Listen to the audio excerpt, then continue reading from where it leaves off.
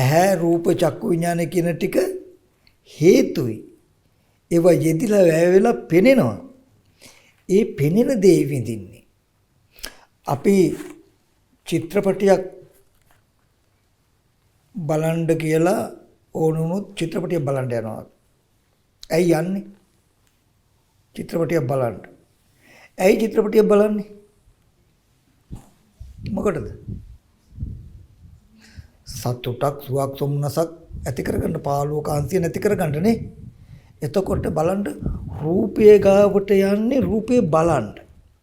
රූපේ බලන්නේ ආස්වාදයක් විඳින්න.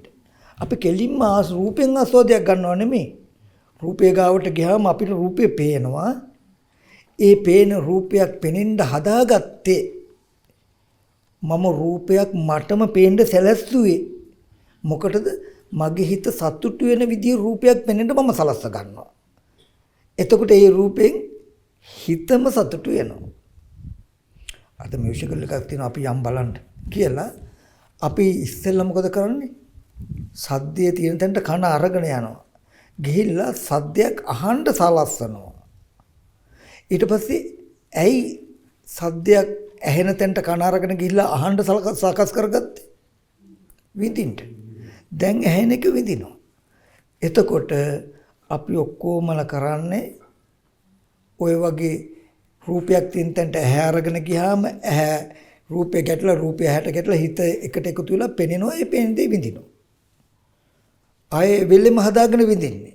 ආයේ එතන තියෙන රූපේ විඳින්න නෙමෙයි. අපේ අදහසක් තියෙනවා මෙහෙම එකක්. හරි?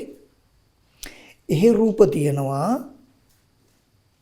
මේ ඇහැ අරගෙන ගියාම එහි රූප විඳ හැකි. එතන රූප තියෙනවා. ඒ රූපේ තියෙන තැනට අපි අරගෙන ගිහිල්ලා ඒ රූපේ හොඳට විඳිනවා. ඇහැ අහකට ගත්තට පස්සේ අපි රූපේ පේන්නේ.